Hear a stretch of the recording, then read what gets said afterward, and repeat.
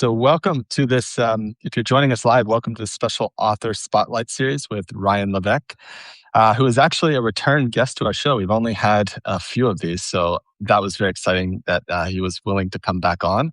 I think I shared last time that I followed Ryan's work for quite some time. His Ask method had a huge impact, kind of on several of my businesses prior to this, but even now, it's the gift that keeps on giving with, a lot of folks that are joining us are probably familiar with the Harmony Map. So a lot of that was based on a lot of the things that I learned from Ryan's methods way back in the day.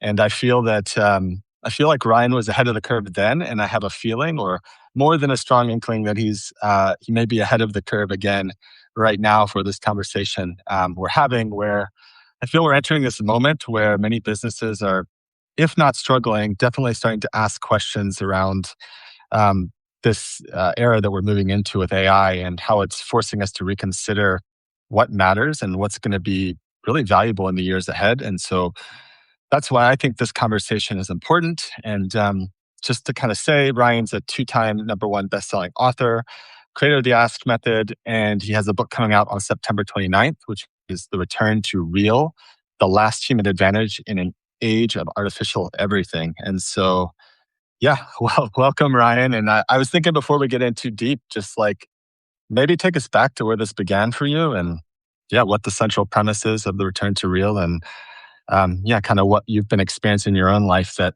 felt this was the right moment to share this information.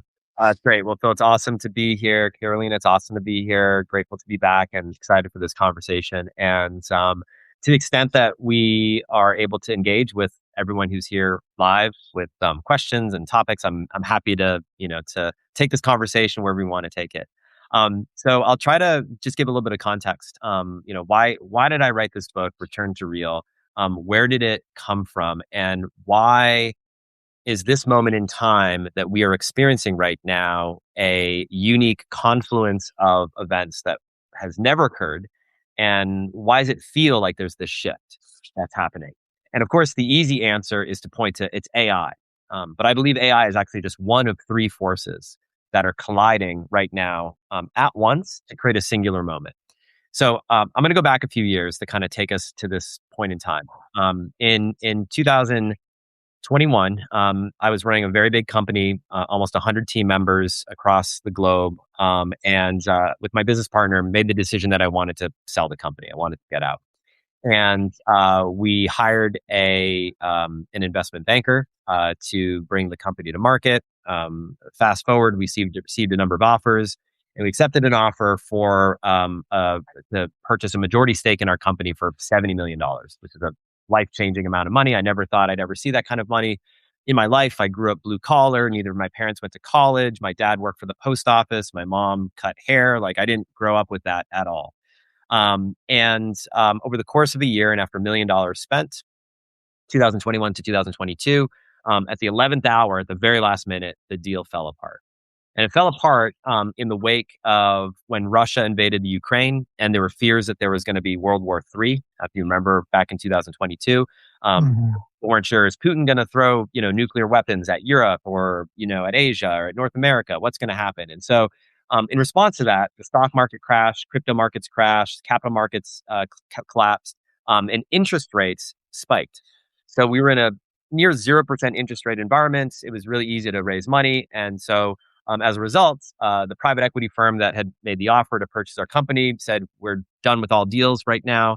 We brought the business back to all the other companies that were interested in buying us. And they said basically the same thing. The M&A market completely dried up. And I had this moment where I thought, gosh, I've missed my window. Missed my window to sell. And so I kind of fell into like a bit of a funk, I would call it a depression, and kind of question everything. This was not how the story was supposed to end. I'd spent 15 years working really, really hard, building a company from the ground up. Like, this was, how the Hollywood story was supposed to come to a close, and it didn't. So I spent a lot of time reading, reflecting. And that summer, when my kids were away at summer camp, I had an opportunity to live and work on a farm in Vermont, where I earned my permaculture design certification. And I was literally living in a tent, bathing in a pond. And it was when I was on that land that I had this awakening. That's the best way I can describe it. I just had this awakening. And I realized that I'd spent the last 2 decades of my life really in a very synthetic environment, connected to a screen, working in software and technology and media. I didn't even know who my neighbors were. I was, so connected with the world, but so disconnected from anything physical. It got to a point where I kind of had this realization where I was, ordering food from Uber Eats and other delivery services that would land on our doorstep. And I was living in a box. I was working in a box. I was eating food from a box. And I thought, like, we were not meant to live in a box. We were never meant to be as human beings in a box. And so when I was on this farm, I sort of had this awakening that there's something that I had been personally craving that had been absent in my life. It was, as I describe it in the book, it was hands in the dirt. It was going analog. It was rewilding to reconnect with my humanity and my biology and my physiology and everything that I was missing in my life. And, when I look back at the sort of reason why I wanted to sell my company so bad, like, why did I want to exit? Well, I reached a point where I came to this conclusion that I really started hating my business and I started hating who I'd become and I started hating my life. And so I was on this personal journey and I began sharing a little bit about my story. And there's more layers that I won't get into now. But as I started sharing the story, Phil, I can't tell you how many people came to me and expressed some version of this story in their own life, that they had this similar craving for something that was missing. And with the advent of AI promising to be the most transformative technology, certainly of our generation, maybe ever. For me, I had this strange starving to when I was 12 years old and I would wander in the woods and I had a garden and I wanted to reconnect with nature. And so from this personal journey, I started having conversations and I started doing more and more research and realizing that there is a craving that is emerging in the world right now. What I've described as a desire to return to real that's showing up everywhere all at once. And it's a double craving, meaning it's something that I'm seeing inside of us as individuals, but it's also a craving that's existing in the market, which means that there is a business opportunity to not only give what your body and your soul and your spirit might be starving for right now, but actually delivering what the market is craving and building a living and a business and a livelihood around filling this massive gap that exists in the world today. So I know it's a long answer to a short question, but hopefully that kind of sets the stage for our conversation here today around return to real. Yeah, it does. And I think in many ways I resonate with everything that you're saying. And it's part of like my own journey of like, it's been like 5 years or a little over that I kind of like left the city and like I need to be closer to nature. I need to be like the same thing. Like I don't know my neighbor's name. Like I don't talk to them. I don't know who they are, what they do. And like I think it's like everybody in different ways are craving for that. And I just love the way you're relating because we here, for example, and I would love to hear your opinion, like we have an online business, right? So then it's this thing that feels that's like far and we try to create experiences as much as we can and we try to build connection. Like, and then you saw that like, oh, and the market is craving for something that's real. And when we talk about real, for me, what comes first is the real world. Like when we touch, when we smell, and when we feel people. Like, how do you relate that we can have an online business and return to real at the same time, if you do?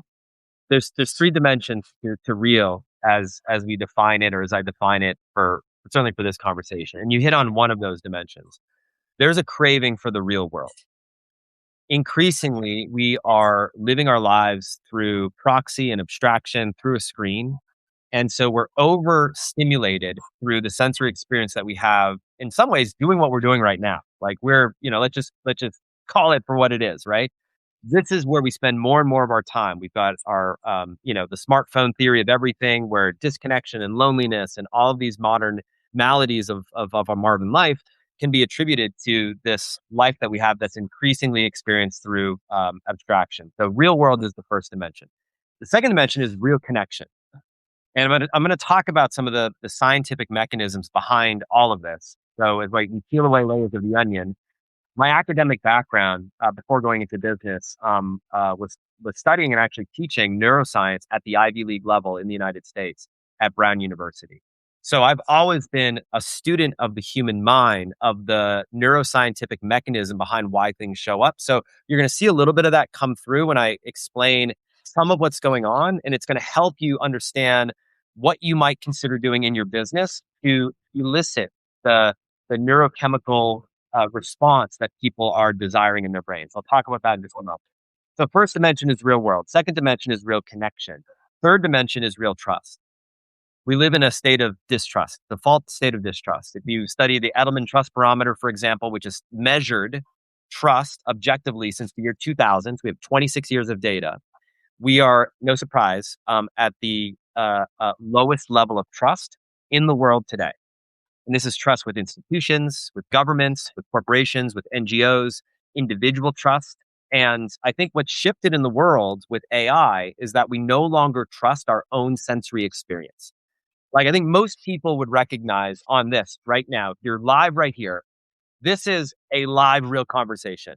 Like you're getting me, you're getting you guys. Like this is, we're not AI avatars. It's not 11 labs putting together some, crazy thing. This is real. I'm probably going to trip over my words. I might say something a little bit embarrassing. We're all working without a net. And it underscores that one of the few things that we still have is this in the moment experience that we can trust with our eyes and ears is what's really happening.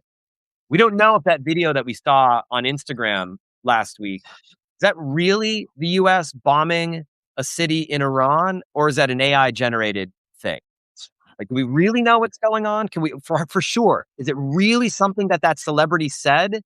Or was it an AI version, a deep fake? We just don't know. So we're kind of walking around with our trust radar, like firing at high at all times. But what we do trust is our sensory experience when we're physically in the room with someone. Like I can trust that if the three of us are in a physical room together, that this is really happening right now. So I'll pause on that. What's missing in the world? So I'll talk a little bit about the neuroscience. I think this will be an interesting maybe gateway into the conversation. The last decade was, if we look at the story of business, was a story around one neurotransmitter, one neurochemical that stole the spotlight. And that neurochemical is dopamine. Well, we're all familiar with dopamine. We all know about dopamine loops. We all know about addiction. We all know about anticipation and reward. Dopamine is a neurotransmitter that is something that's easily hacked, meaning when we have the anticipation of reward, we fire dopamine in our brain, which gives us a feel-good experience. It's brief, it's fleeting, and it creates an addictive loop. So like, for example, the right shade of red on your iPhone that has the little alert when you get like a text message and it says, oop, like 1, with the white number and the red, that shade of red is scientifically engineered to elicit dopamine in your brain. Now, dopamine is the neurotransmitter that stole the spotlight for the last decade. But I believe the next decade belongs to the neurotransmitter oxytocin. Now, oxytocin is the neurotransmitter of trust. It's the neurotransmitter, it's the chemical in the body that when a mother gives birth to a newborn baby, she has a flood of this neurochemical that creates this lifelong bond, this feeling of love that just cannot be explained, unlike anything else. Now, unlike dopamine, oxytocin, which is also the neurotransmitter of trust, cannot be hacked in the same way. You can't have a shade of red on your iPhone that causes an oxytocin flood in people's brains. Oxytocin is elicited with physical touch, with a hug, with physical presence, with eye contact, with being in the same room as another human being. And if we go back to many of the modern maladies of modern life, everything that we were talking about, the loneliness epidemic, the sense of isolation, the level of disconnection that exists in the world, you can reinterpret every single one of those phenomenon as a global oxytocin deficit. That we as human beings are craving what we can't necessarily put words to because we don't all understand the science behind it. We are craving oxytocin. And so if you understand the neurochemical mechanism behind what it is that we're actually craving at a biological level, well, then you can actually do something about it.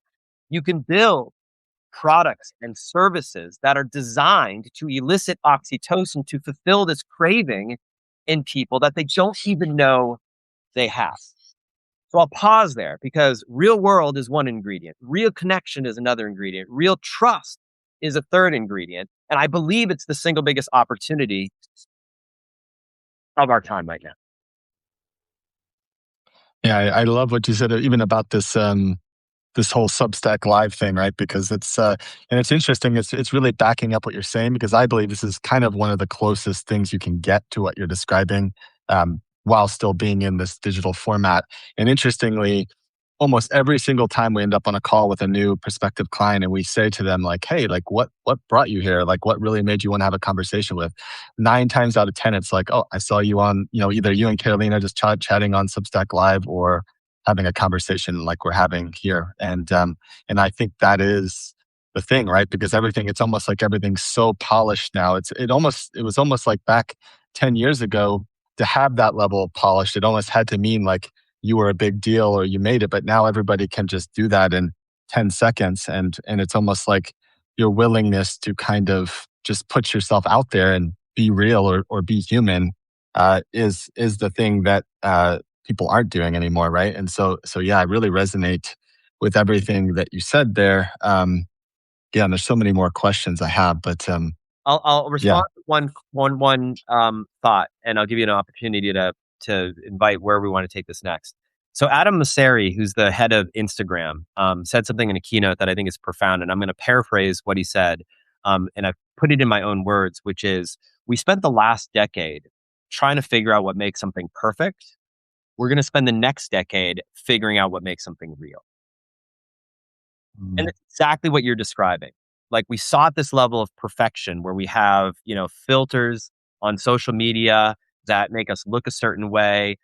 We want polished presentations that just look super slick and super professional.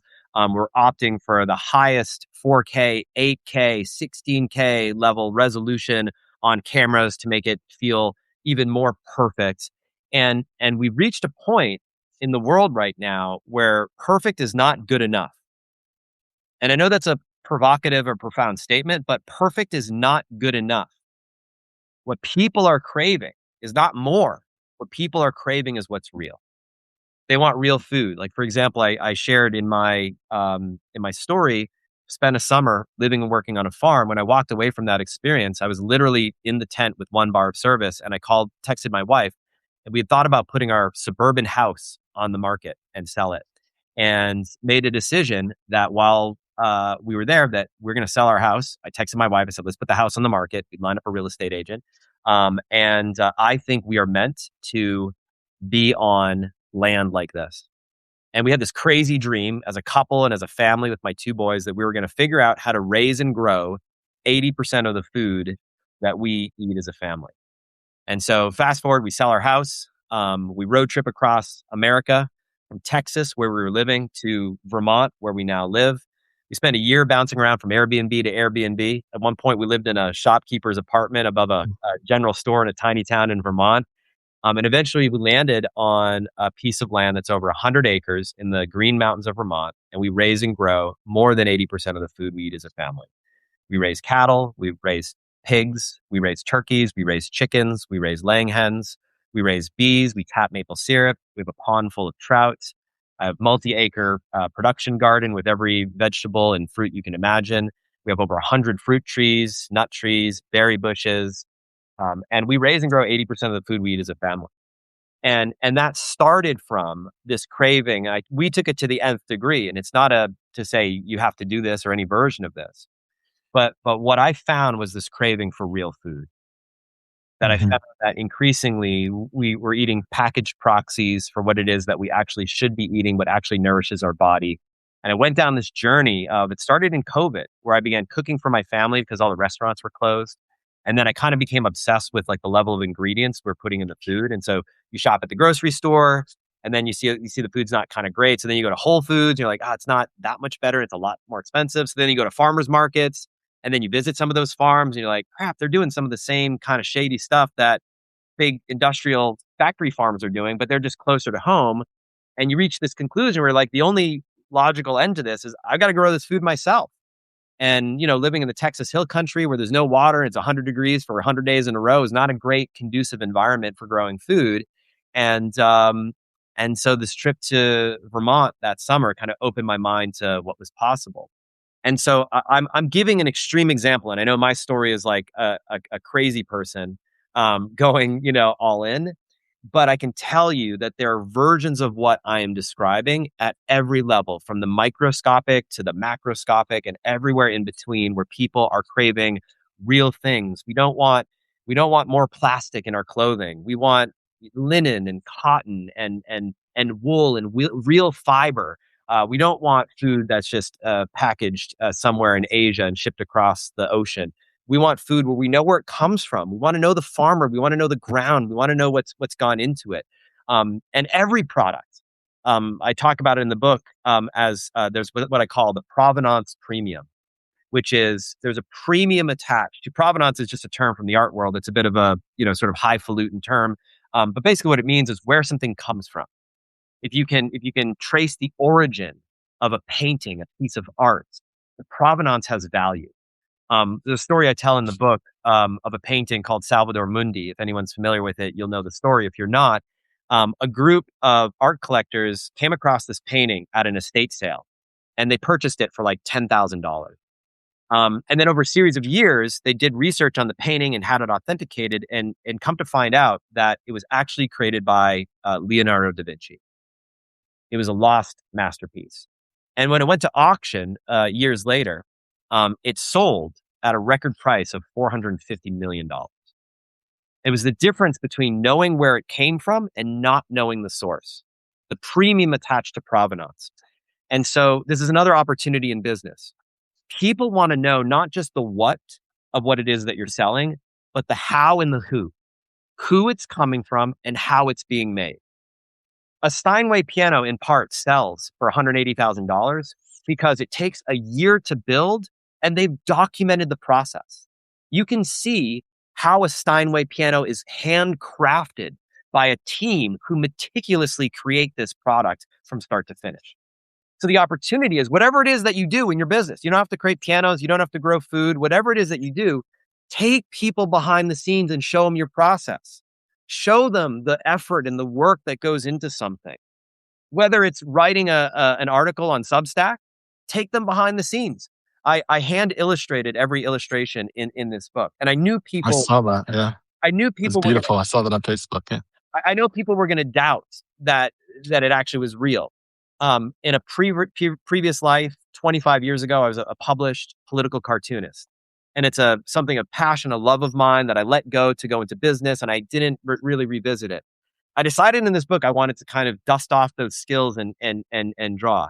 Not to say that the drawings are world class, but they're certainly good enough that someone, if you did not show the drawings being made, the illustrations being made, you'd say, oh yeah, AI definitely created that. So what did I do? I have my phone above my head, a camera over here, time-lapse video of me hand drawing every single one of those illustrations to show people behind the scenes of the process. You could actually see its creation. And so when it comes to writing, when it comes to creating a piece of content, take people behind the scenes, show them the provenance of your work. They will attach a premium value to that thing, knowing that it came from a real human being with a real beating heart and not some machine somewhere where you just pushed a button or uttered a prompt and it spit it out in a matter of seconds. Mm-hmm. So, yeah, it's so powerful the way you were sharing. And I love because you're taking this to like a different perspective and in the business building idea, like one, like the people that we work with and everybody that reads our content, they are creating from the heart. So I believe like we are lucky enough, if I could say that word, that we are being surrounded by people that like the dopamine hit is not enough. Like I just don't want to like have a business to I want to have the results and I want to have money and I need to have, like the business kind of like supporting my life. But we are lucky enough to be surrounded by people really creating from the heart and going through the transformation and the struggles and everything that involves to build a business. And then a challenge for people creating from that space is also like being seen, which is kind of what the return to real is, right? Like, who am I? Like, yes, maybe I have this certification over here. Maybe I have this diploma and I know this. But more than that, people right now are like craving to know who you are behind what you do, right? And the way you're explaining is just like fascinating because you're putting words into it's not about marketing. It's not about selling. It's about real connections that the business needs. And that's going to make you sell and that's going to give you the results. But it's a necessity. Like, would you agree? A million billion percent. I made a commitment 115 weeks ago that every single week I would sit down and handwrite an email to my email list after literally a 7-year stretch, as embarrassing as it is to admit what I'm about to admit, a 7-year stretch where I had a team of writers in my company writing in my voice and signing my name to everything that we wrote. The process that we had was simple. Years ago, decades ago, I wrote everything myself. As my business scaled, my responsibilities increased. I didn't have the time to write every email and every ad and every piece of social media content myself. So had a team of writers that learned how to write in my voice. We trained them up. They put stuff out. But I wrote this email 115 weeks ago that I titled An Embarrassing Confession. And the embarrassing confession was basically what I just admitted, that for the last 7 years, everything that you've seen with my name attached to it was actually not written by me. But today it stops. And I made a decision that day that from this day forth, that anything that had my name attached to it would be actually personally written by me. And if it wasn't written by me, it would say Ryan's team or the company team, but it wasn't going to be implied to have been written by me. And the same thing is true with AI, that if something is written with AI, I believe that not only the advantageous thing to do is to use disclosure, to say, hey, I used Claude to create this, or I used OpenAI, I used ChatGPT to create this thing. Disclosure is key. Disclosure doesn't hurt anybody. It's honest, it's transparent, it makes whatever it is that you do believable, and it doesn't cost anything. It doesn't cost anything to just be transparent about that. So I made this decision to make this shift, and I'll tell you what, in the first 6 months when I started writing that newsletter by hand, and oftentimes 2,000 to 4,000 words, deeply researched. I'm not talking about like a few words on a page. We started publishing on Substack at the beginning of this year. I had more opportunity come my way in the first 6 months than the last 6 years of my business before. And the line that I use in that embarrassing confession email, which I think is helpful, it's a useful metaphor, is people can tell the difference between the watered down version of orange juice that comes from a can and the freshly squeezed variety that you drink at Sunday brunch. And what people are craving is the freshly squeezed version of you. So how do you give it to people? This is how you stand out. I know it's frustrating on a platform like Substack where it feels like every single day there are more creators, there are more writers, there are not enough readers, there's an asymmetry that's there. It starts with what I just described. Nobody can beat you at being you. Yeah. You want to present the most concentrated version of yourself out there, and you've got to do it consistently. I didn't have my first piece on Substack go viral until, this is ironic, issue 104 of my newsletter, which was exactly 2 years. It took me 2 years before a piece went viral. And then I wrote a piece called The Shape of Enshittification. And that piece has now been seen by hundreds of thousands of people on Substack alone. It's gone viral on LinkedIn, Instagram, Facebook. It's gone viral on every platform that we've posted it on, including Substack. But it took me 2 years to get to that point. So I think there's this also an unrealistic set of expectations around how quick things are going to come. We have to work harder and longer than we think it should take. And most people give up before they get to that, the 3 feet from gold analogy that we've all seen with the miner in the mine just picking away. And you're just like 3 feet away from finding the gold, but everyone gives up a little too early. So it does require a level of stick-to-itiveness and discipline and willing to continue to put yourself out there. But I'll tell you from personal experience, as someone who's committed to craft, committed to analog, committed to real, is that the relationships that you build become incredibly powerful, non-transactional, not just one and done, make money and then move on, but people will stick with you. They'll stick with you for a long time. They'll stick with you for life when you deliver what it is that they're craving and build this real connection. Yeah, there's so much there. First, I really appreciate you saying what you said about the 3 feet to gold thing. I mean, that's something we're very open and honest about with our clients. And, because most people don't say that, right? You see people come onto a platform and they go from like 0 to 10,000 or something. And it's like, it looks like this overnight success. And the next thing you know, they're selling, Substack growth or whatever it is. But like, even in our case, like, we're having a modicum of success right now. Like, we're having a little bit of a moment, but 10 years in, 3 online businesses, and a lot of that credibility carried over and was like the wind under the sails to get the thing moving. And so, but people don't see that, right? It could, we have grown our audience here on Substack pretty significantly over the last few years, but it wasn't like out of nowhere, right? There was a lot that went into that behind the scenes. So one, I really appreciate that. And two, I just wanted to share with you like a personal story. This is just from maybe a month and a half ago. Like, I was feeling disconnected a little bit from what we were doing here and kind of feeling a little bit on autopilot again. So I started asking questions because I was like, what am I doing here? Like, the whole point of why we're building this business was to be, doing it from a different space. And I noticed, like, one of the things I noticed is because it's so easy to get into it. I bought into kind of using some of these automated tools to do the Substack notes, and I'm big into data and all this too. So I was looking at everything from every angle and trying to figure out what's the perfect recipe. And I had notes going out all night while I was sleeping and stuff like this, which is totally not real, right? So it's like out of alignment with most of what we talk about. And then I realized, like, I wasn't enjoying it. I was like, why am I even doing this? Like, if I'm here to like be a creator, like, this is not it. And so I literally shut that. I was like, I'm not doing this anymore. I'm like handwriting my notes. And if it's like one note a day, it's not someone's formula, like, that's great. And not surprisingly, it's again in line with what you're saying, engagement went up like quite a bit. And not only that, what I think is more important, and I think this is what you're probably describing with your experience writing too, is my sense is you probably feel much closer to the heartbeat of the work, and you're talking about things that really matter. And this is the space that those conversations get executed from. So just in the last month since this making that shift, the level of conversations I've been having with people, it's through the roof. And like, business kind of like, actually, it's the time of year in the summer that things tend to be a little slower anyway. But, um, I attribute some of like kind of turning the corner on that really quickly was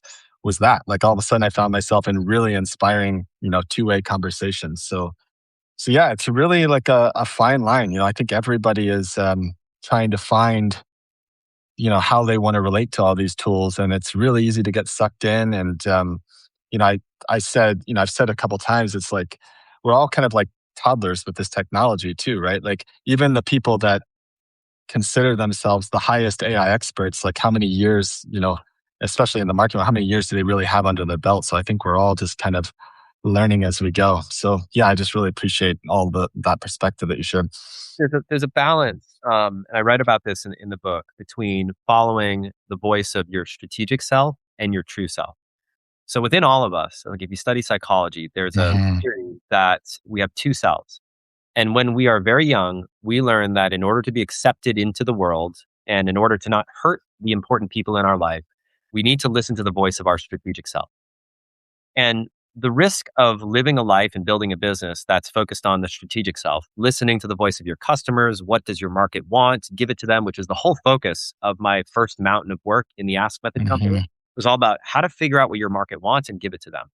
And it was responsible for building a $100 million business that we grew and did incredible things with and helped build businesses like yourself and many, many, many others. And the problem when you focus on the voice of your market and giving what your market wants is that you can lose yourself in the process, Hmm. lose Hmm. who you are. And what I realized is that in that first mountain of work, and one of the reasons why I wrote Return to Real is because I failed to teach how to listen to the most important voice of them all, which is what I describe as the contrarian voice of your heart. Now, the contrarian voice of your heart, I'll unpack that because it's a phrase I know for some people is maybe triggering or may sort of elicit certain thoughts. When we talk about contrarian, we're not talking about it in the sense that it's disagreeing for the sake of disagreeing for sport. It's contrarian in the sense that what's true for you may not be true for the world. It may not be true for the voices that you're hearing on social media, the people around you, the people of your past, generations behind you that have informed the way that you've incorporated their views into the world. It's more than gut instinct. It's more than intuition. It's what some might call, if you're a person of faith, the voice of God. It's a voice inside that tells you what's true for you. And when you find the balance between living the life and listening to the contrarian voice of your heart and listening to the voice of your market and finding where those two things intersect, that is how you thread the needle. That's how you build a business that is in service to a group of people that actually solves a real problem that people will pay money for you to help them solve and build a livelihood that allows you to have all the things that you want to have and build the life that you want to live, whilst at the same time not giving yourself up in the process. It is, in my view, the secret to financial success and simultaneously living authentically and having both of those things at the same time. And I think what you both have done in your business is a version of that for you. It's you found a way to incorporate that. Now, what I will say is, and I open up the book with this dedication to my family, is that you will lose your way along the way. You will step off the path. You will be tempted. You will be convinced that you're wrong. You will doubt yourself.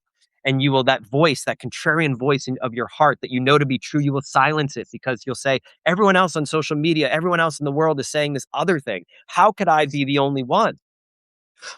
So you silence that voice, you ignore that voice, and you say, okay, maybe I'm the crazy one here.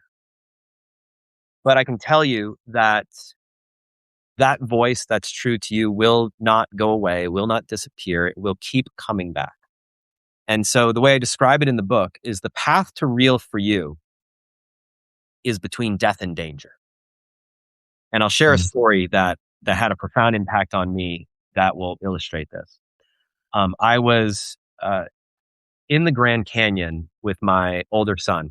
We were hiking the Havasupai Trail, and we're going through a rite of passage journey for young boys, teenage boys. And it was a group of fathers and our sons. And in part of this experience, we took a day where we all went out independently, alone in the wilderness. And it was part of a Vision Quest experience. And I had found a rocky outcropping where I was looking down into the valley, and I was sitting there and I was looking for the answer to a question that I posed in my mind that we were supposed to meditate on or reflect on. And an hour went by, no insights. 2 hours went by, nothing. And then suddenly behind me, I heard a small chittering noise, a little. And when I turned around, what I saw was a desert pocket mouse. And the desert pocket mouse was chewing on the seed of a ponderosa pine cone. To her left was a prickly pear cactus with sharp spikes. To her right was a blackened black bush, scorched black from a forest fire that had come through, like a tumbleweed ghost. And when I saw her in that moment, between the spiked cactus and the blackened tumbleweed, the words came to me. Between death and danger is the path. And I believe that that is the secret. That this path to real that we're talking about here in business is a perilous one. It is not for the faint of heart. There is danger. And it will require death, as in a death of your past identity that you've maybe been attached to, or a death in your past beliefs that had been steering you in a direction. But between death and danger is not only the path up the mountain, it's the path to real. And so I think as a metaphor, for me, that had a transformative experience when I walked away. I mean, it was one of these like moments of, God being present that just, was like a lightning strike when those words hit me. It's something I'll take with me for the rest of my life. I write about the story in the book, by the way. But I believe that if we use that as a guiding principle in business and in life, and know that the struggle is the solution, convenience is what's killing us. The world that we live in is filled with distraction, and it's not about distracting ourselves with the next vice, whatever that may be. It's about taking that path up the mountain between death and danger and finding what's real for you. Yeah, it's beautiful. And I agree like 1,000% with you. And I think, well, I resonate as being my own path of like, you see everybody often going right. And then eventually something happens in your life and you decide that like, well, I'm going to take left. But then there's nobody around you, right? And then like life in a way keeps showing you that you're wrong because we have this thing that like, if everybody's doing this, then it means that it's right.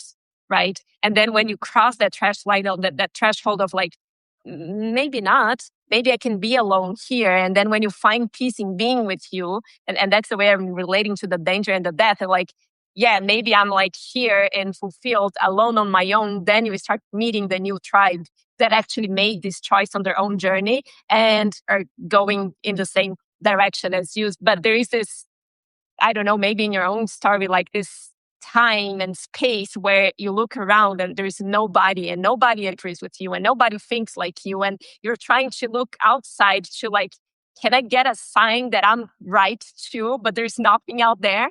And I think that that's the return to real because the truth is inside, right? So we need to kind of like break this idea that we need to be validated, that it's everything that everybody's doing out there, to then realize for myself that actually what's in here is what it is. And then eventually, once I fully believe in.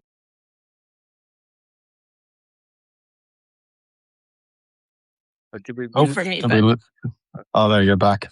We lost you for a second there, Carolina. Maybe you could repeat that last line because I was loving hearing what you had to say there. I just said that, like, I don't know exactly where you lost me, but I just said that the returning to real for me did not happen overnight. So, like, I had to be in my struggle bus, looking around and feeling alone and not finding validation outside. But then at some point, I crossed something that then I started finding other people in their own journeys that had returned to the real as well. But I don't know, in your own journey, like, how was that for you? I think I'm still on the journey. I think we all are on the journey. Yes. So I'll start by saying that. I will say what I believe. I'm in this conversation. What I'm trying to do is touch on this at different levels. There's a spiritual, philosophical level to what it is that we're talking about, and then I also want to bring it down to a tactical level as well. So how do we actually? What do we do with this? So this is not just like an interesting conversation that makes us feel something, but we walk away saying, okay, what do I do? Like I've got to sit down and write my next Substack article. What do I do? Well, I believe on the path to real, there's an opportunity to not only build in public, like we talked about earlier in the conversation, but also to express your thinking in public, to use your Substack as an opportunity to write about the ideas that are evolving in your mind before you've fully figured everything out. In fact, my entire book, I spent 2 years writing that weekly email newsletter. And in many ways, I use that as an opportunity to explore the ideas that I was pursuing. The intersection between permaculture and biology and evolutionary economics and behavioral science and history and all of these different disciplines combined in a way that I'd never seen them combined. But it was an opportunity for me to express these half-baked ideas, the path of returning to real for me, and getting response from the market and seeing what landed, seeing what resonated. Like the title of the book, Return to Real, was not an accident. I was on a family vacation, and before the rest of my family was up, I was overlooking the ocean, and it was probably 4:30, 5 o'clock in the morning. My family was fast asleep in the hotel room, and I was on the balcony overlooking the ocean, and I wanted to write. And so I sat down and I was writing, and I'm on the balcony. I'm watching the sunrise over the ocean. And these words came to me. There's a return to real revolution that's taking shape in the world right now. And I wrote an email that was just about that. And that email got more response than anything that I'd ever written up until that point. And I think the thing that we need to recognize is that any creative work, and if we're writers, just being here on this platform, Substack, I'll speak as a writer, that there's a certain alchemy that takes place where you as the creator, you birth something, you put something out into the world and you want to prototype it. You don't want to just put a finished product out there in the world and say, ta-da. You want to prototype it. You want to get feedback from the market because the market's response to what it is that you create adds another ingredient that shapes where you take things. And so by thinking in public, by writing about your half-baked ideas, what it does is it forces you to sharpen your thinking and you become very observant. It creates a constraint. Like, for example, I believe that a weekly writing routine is arguably the most effective because it forces two things. It forces a creation habit on your part. You have to show up every single week at the day of the week, at the time of the day that you've allocated as you're writing and have the discipline to do it, even when you're not inspired, even when you're not motivated, even when you don't have any good ideas and you're staring at the blank page and saying to yourself, what the hell am I going to write about this week? It also forces a consumption habit with your market, where just like the favorite TV show or a sporting event that you might watch, knowing that it's showing up at the same time, same place every single week, it builds a consumption habit with your audience. And so you're building a creation habit on a weekly basis. Your audience is building a consumption habit. And there are basically two timescales that habits tend to stick. We've got daily habits and we've got weekly habits, right? Like you brush your teeth every morning and it's a habit. And you go to church on Sundays, right? Like there's a reason why, habits don't form every fortnight or every 7 days, every 9 days, or, even once a month is hard to form a habit. So bringing this from like a philosophical, spiritual conversation to a very tactical conversation is pick your day of the week and make a commitment to yourself that you're going to do this. And my commitment, I said, I'm going to do this for a year. And after a year, I'm going to assess if I'm going to do it for another year. So I'm 2 years and 10 weeks, 11 weeks into my journey of writing this. And it's resulted in this first book. I have already started on the next book that's going to come from this. And so, and then from that, all sorts of opportunities, this being one of them, to be able to share this work into the world. It comes, so, we can take this as a spiritual, philosophical practice, but it also has real, true business implications. And it goes back to the very beginning of this conversation. What the world is craving is not yet another Chat GPT, AI slopified version of something that took 2 seconds to come out. What they're looking for is deep, original thinking, a unique voice that's truly written by a human being with a real beating heart. And we all have the opportunity to provide that. And Yeah, also just commenting like what you're sharing, because I feel that this is also feeding the one of the things that we are craving, which is trust, right? So like if I am reading you and I can trust that you're going to show up every week, and I kind of like, it's like going back to building connection, building relationship, and maybe every Sunday I am expecting something from you, right? So it's that relationship that coming back to real again. Like if I'm telling you that I'm going to meet you like down the building here every Monday, I'm going to be there. And if I'm telling you that I'm going to write here every Monday, I'm going to be there. 1,000,000%. I wrote an email to my email list, not just on Substack, but to my primary email list. Today, I wrote it late last night to send this morning. I was intending on sending it yesterday. But the way I opened up the email is, hey, I was supposed to send this to you yesterday, but I have 2 pigs on our farm that escaped and went missing. And I spent the better part of the day running around like a crazy person through the pastures, through the woods, trying to track down where these 2 now semi-feral pigs decided to have a grand pig adventure. And as I'm driving around on my RTV and walking through the woods and trying to figure it out, I finally stumble upon these 2 pigs. And one of them is having a standoff with one of our cows deep in our pastures. And I have a photo of it in the email that I sent out where it's a pig and a cow looking at each other face to face, where the pig has never seen a cow before in his life. The cow has never seen a pig before in her life.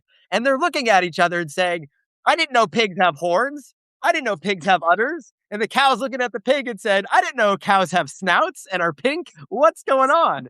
And I take this photo and I used it as an opportunity to share a real slice of life, of my life, a humanizing moment that explains why I was a day late in the email that I was intending on sending.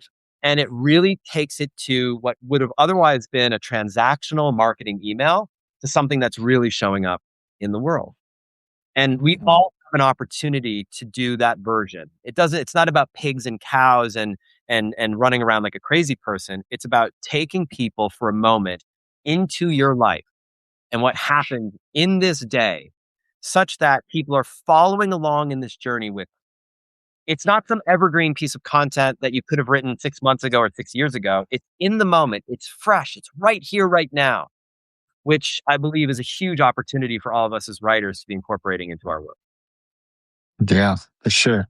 But before we wrap, there's something I would love to kind of to ask you about, connecting back to this real and the farm thing. It's funny because we're in a similar space right now. We're actually in the process of moving out to 25 acres here in the mountain. We want to put some and I see you do these really cool events in Vermont.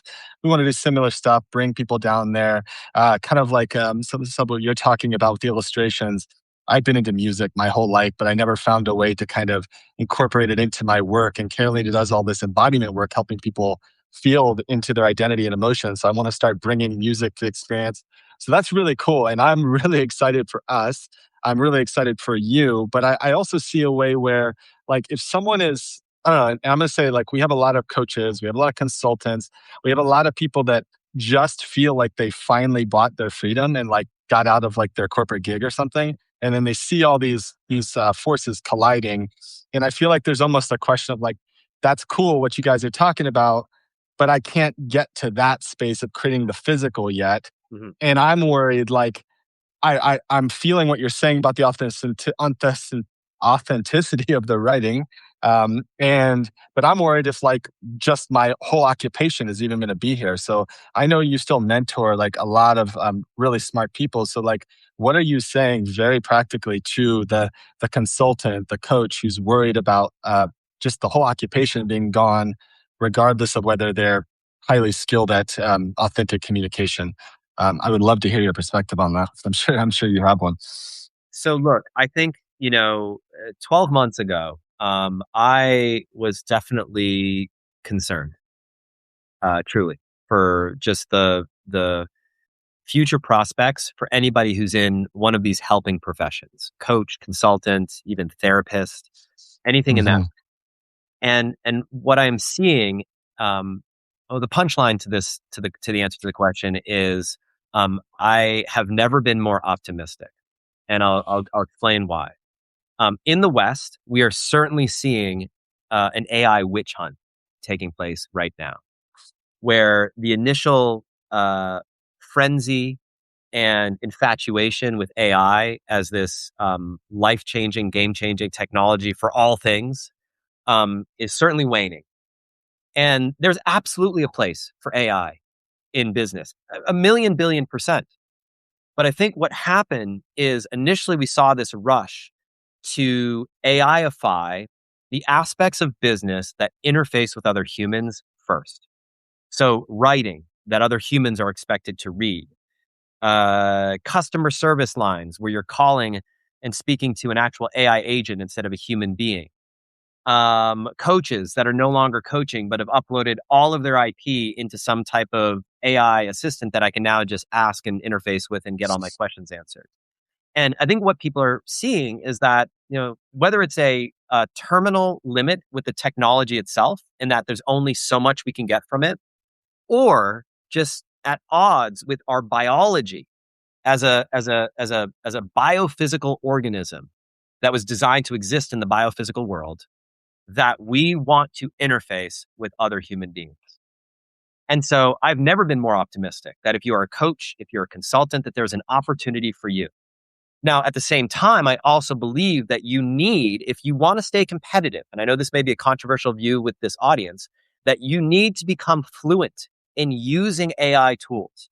and understanding where they should be used and where they shouldn't be used. Not from a moral or ethical standpoint, but from a pure pragmatic standpoint to best serve your audience. Like, for example, I just got off a client call before this. There's a CEO that I advise. We spend a tremendous amount of time in person together. We spend time over Zoom, interfacing with one another one-on-one. And we both use AI to transcribe the meeting minutes, to summarize the meeting, using AI in real time to research something, to figure something out. Proving, hey, I don't know the answer to this, but here's exactly how I would approach AI. Let's use AI to help us to come up with an answer to this thing. So I think this augmented version of what it is that we're doing is coming. There will be a window of time, like any new technology, where the technology is derided wholesale. Like, for example, when typewriters were first invented and typing on a typewriter was not real writing, unless you're writing with a quill pen and parchment paper. And then typewriters were replaced by word processors. And if you're using a word processor, that's not real writing. And then word processors were replaced by the personal computer. And then personal computers and keyboards were replaced by voice dictation, which is also not writing. Well, that will come and go. There'll be a window of time where the old guard is going to try to hold the old English language before modern English comes in and takes over. But that will not last forever. And so I think there's a, put yourself in the time machine and ask yourself, with what you know, the technology that you grew up with, that you were born with, if you were dropped in history 100 years ago, 200 years ago, 3 years ago, and you were typing something up on Substack on the computer that you use, and you were facing a contemporary writer at that time saying, oh, that's not real writing, what would you argue? The future generation is evolving in what it is that they want, but they'll accept what they even desire. So again, it's this balance between listening to the voice of your true self and also listening to the voice of your strategic self. So I'm very optimistic. If you are good at what it is that you do and you help people get a real tangible result in their life, it's certainly, like anything, is going to be a shakedown in the market for the bottom 20%. That people have no business doing this profession because they're not, they don't take it professionally. They're not skilled at getting results for their clients. But if you are good at what it is that you do, I believe there's never been more opportunity than where we are right now. So very optimistic, very encouraging. And I would lean into the human aspects to what it is that you do in your business.